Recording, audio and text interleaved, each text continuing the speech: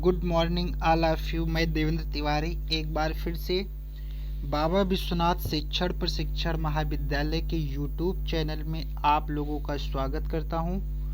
आज BTC second semester में unit 3 का हम लोग अध्ययन करेंगे, जिसका नाम है प्राकृतिक पूर्ण पूर्णांक तथा परिमेय संख्याओं की अवधारणा। प्राकृतिक संख्याएं, पूर्ण संख्याएं, पूर्णांक तथा परिमेय संख्याओं की अवधारणा, जिसका नाम है यूनिट 3 का नाम है आपके प्राकृतिक पूर्ण पूर्णांक तथा परिमेय संख्याओं की अवधारणा। आज इसी का हम लोग अध्ययन करेंगे।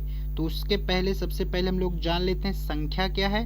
सबसे पहले हम जान लेते हैं संख्या क्या है। तो कितनी वस्तुएं हैं का जिससे बोध होता है उसे संख्या कहते हैं। अगर हम एक क्वेश्चन करें किसी से कि कितनी संख्या है, किसी भी वस्तु की पूछे किसी से कि इसकी कितनी संख्या है, तो उसी को क्या कहते हैं साथियों? संख्या कहते हैं। कितनी वस्तुएं हैं का जिससे बोध होता है, कितनी वस्तुएं हैं का जिससे बोध होता है, उसी को क्या कहते हैं? संख्या कहते हैं। ठीक साथियों, कितनी वस्तुएं हैं का जिससे बोध होता है, जिससे हमें ज्ञान होता है, जिससे मुझे पता चलता है कि वस्तुएं कितनी हैं, उसी को कहते हैं संख्या। ठीक साथियों, आगे देखते हैं हम लोग संख्यांक क्या है। आगे देखते हैं संख्यांक क्या है। तो संख्याओं को जिन संकेतों द्वारा व्यक्त करते हैं उन्हें क्या कहते हैं? संख्यांक कहते हैं। तो जैसा कि यहाँ पे लिखा है, संख्याओं को जिन संकेतों के द्वारा व्यक्त करते हैं उन्हें संख्यांक कहते हैं। जैसे कितनी वस्तुएं हैं का जिससे बोध होता है उसे संख्या कहते हैं। अब संख्याओं को जिन संकेतों से व्यक्त करते हैं, जैसे 1, 2, 3 वस्तुएं, कह दे 4 वस्तुएं, हम बोल दे 5 वस्तुएं, तो जिस साइन से, जिस चिन्ह से इसको हम व्यक्त करते हैं, इसी को कहते हैं संख्यांक। मतलब संख्या का अंक कितना है। ठीक साथियों, अब चलते हैं, हम अध्ययन करते हैं आगे एक एक टॉपिक का लेते हैं। पहला टॉपिक जो है प्राकृतिक संख्याएं, नेचुरल नंबर। प्राकृतिक संख्याओं को इंग्लिश में क्या कहते हैं साथियों? Natural number. ठीक, प्राकृतिक संख्या क्या होती हैं? वे संख्याएं जो वस्तुओं को गिनने में प्रयुक्त की जाती हैं। वे संख्याएं जो वस्तुओं को गिनने में प्रयुक्त की जाती हैं क्या कहलाती हैं? प्राकृतिक संख्याएं। प्राकृतिक संख्या वे होती हैं जो वस्तुओं को गिनने में प्रयोग की जाती हैं, उन्हीं को प्राकृतिक संख्याएं कहते हैं। जैसे 1, 2, 3, 4, हम पूछे आपसे कि क्लास में कितने बच्चे हैं, अगर 50 बच्चे होंगे तो आप लोग कहेंगे 50। तो जो संख्याएं गिनने में प्रयुक्त की जाती हैं उन्हीं को कहते हैं प्राकृतिक संख्या। आपके सेमेस्टर एग्जाम में आ जाए कि प्राकृतिक संख्या क्या होती है, तो आप यही लिखेंगे, वे संख्याएं जो वस्तुओं को गिनने में प्रयुक्त की जाती हैं प्राकृतिक संख्याएं कहलाती हैं। जैसे 1, 2, 3, 4 ... इन्फिनिटिव तक, इनफाइनाइट, अनंत तक। प्राकृतिक संख्याओं के संग्रह को n से निरूपित करते हैं। अगर जो n होता है, कैपिटल N होता है, ये प्राकृतिक संख्याओं का संग्रह है। अगर n लिखा जाए, कहीं पे लिखा हो, तो आप यही समझ लीजिए कि प्राकृतिक संख्याओं का बोध कराते हैं। तो 1, 2, 3 ... अनंत तक। प्राकृतिक संख्याओं की संख्या कितनी होती है साथियों? अनंत होती है। मैक्सिमम कितनी होती है?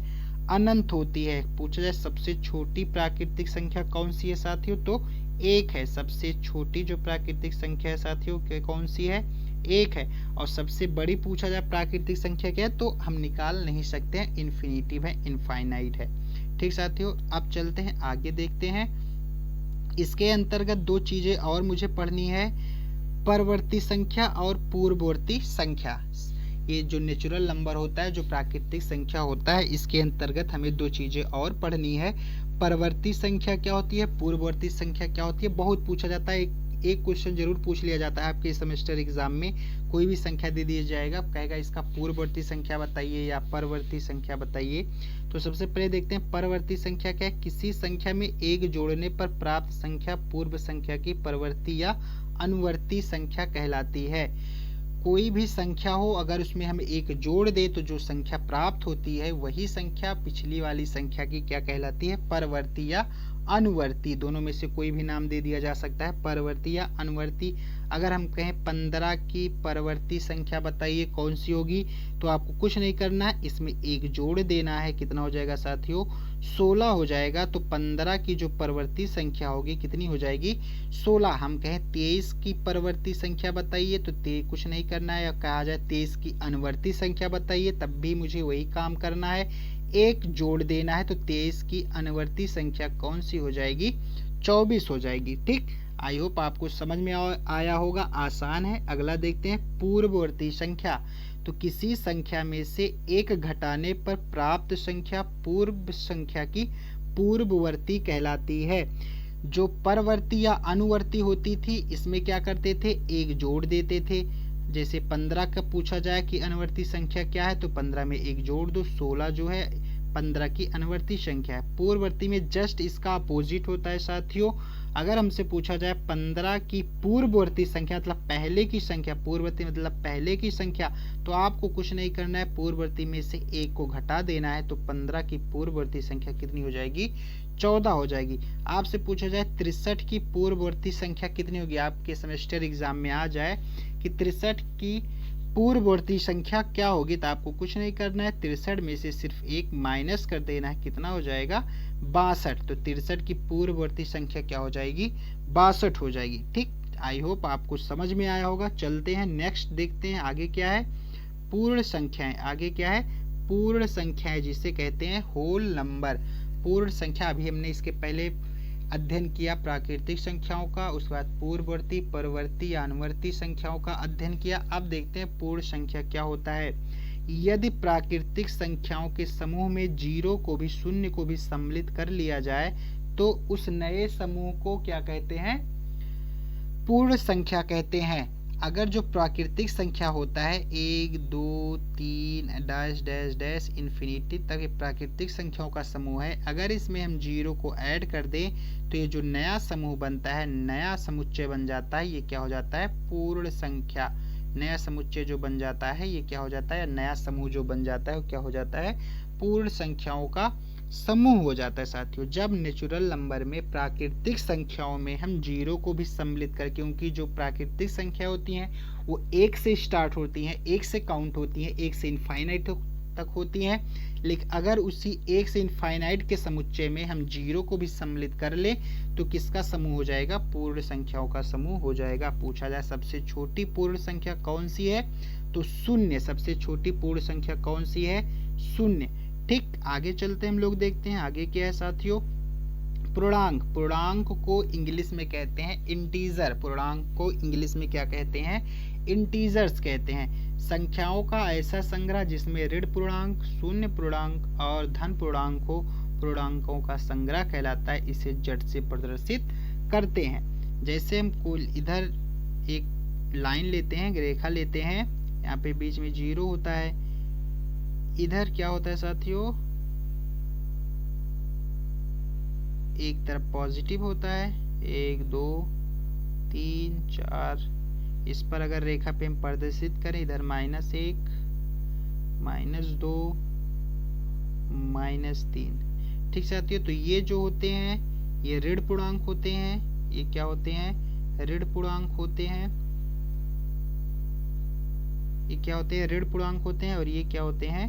धन पूर्णांक होते हैं। प्लस जो साइन होता है ये धन पूर्णांक होते हैं, जिसमें माइनस होता है ऋण पूर्णांक होते हैं। जीरो को कहते हैं शून्य पूर्णांक। ठीक साथियों, तो अगर पूछा जाए जीरो क्या है, धन पूर्णांक है या ऋण पूर्णांक, तो जीरो कुछ भी नहीं है। जीरो सिर्फ एक पूर्ण संख्या है। जीरो सिर्फ एक पूर्ण संख्या है।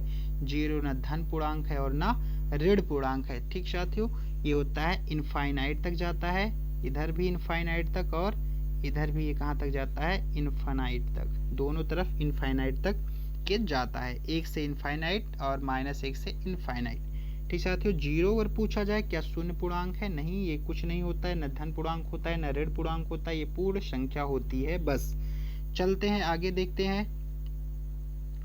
साथियों। होल नंबर हो गया, पूर्णांक हो गया, परिमेय संख्याओं के बारे में अध्ययन करते हैं हम लोग। परिमेय संख्या क्या होती है? परिमेय संख्याओं को क्या कहते हैं? परिमेय संख्या क्या होती है? वह संख्या जिसको P/Q के रूप में व्यक्त किया जा सकता है, परिमेय संख्या कहलाती हैं, जहां Q शून्य पूर्णांक न हो। कोई भी संख्या जिसे हम P/Q के रूप में लिख सकते हैं, जो एक P है, ये Q है, जो हर में है ऊपर वाले का अंश कहते हैं साथियों, आपको पता होगा ऊपर वाले का अंश कहते हैं, नीचे वाले को हर कहते हैं। तो हर को हम q से डिनोट करते हैं और अंश को हम p से डिनोट करते हैं। तो q का मान 0 नहीं होना चाहिए, ठीक। p अपान q के रूप में किसी भी संख्या को लिखी जा सके और जो q हो उसका मान कभी 0 ना हो, तो वो संख्या क्या होगी, परमीय संख्या। वो संख्या कैसी होगी, परमीय संख्या। कोई भी संख्या p अपान q के रूप में लिखी हो और q जो हर हो उसका वो 0 ना हो, अगर 0 हो जाएगा तो अपरमीय संख्या हो जाएगी। 0 नहीं होना चाहिए तो संख्या कैसी हो जाएगी, परमीय संख्या हो जाएगी। आपके लिए एक क्वेश्चन है, आप लोग उसका आंसर कमेंट बॉक्स में देंगे। पाई क्या है, पाई क्या है, पाई क्या है, पाई क्या है, ये परमीय संख्या है या अपरमीय संख्या है या पूर्णांक है, आपको बताना है क्या सही है। या चौथा ऑप्शन है नन ऑफ दिस। पाई क्या है, परमीय है, अपरमीय है या पूर्णांक है, नन ऑफ दिस। ये क्वेश्चन आपके लिए है, आप इसको सॉल्व बताइएगा और कमेंट बॉक्स में इसका आंसर आप दीजिएगा। पाई क्या है, परमीय है या अपरमीय। आई होप आपको आज की क्लास अच्छी लगी होगी, क्योंकि मैंने बहुत इजीली आपको समझाया प्राकृतिक संख्या क्या होती है, पूर्ण संख्या क्या होती है, पूर्णांक क्या होता है, परमीय संख्याएं क्या होती हैं। बहुत इंपॉर्टेंट टॉपिक है, काफ़ी सब नॉर्मली लाइफ में पूछ लेते हैं ऐसे। तो आप लोगों को इसको वीडियो को रिवर्स करके दोबारा देख लीजिएगा। अच्छा लगा आपको तो आप लोग लाइक कर दीजिएगा, कमेंट कर दीजिएगा जो समझ में ना आया होगा, और इस क्वेश्चन का आंसर आप लोग बताइएगा पाई क्या है। ठीक साथियों, आज के लिए बस इतना ही। थैंक यू, धन्यवाद।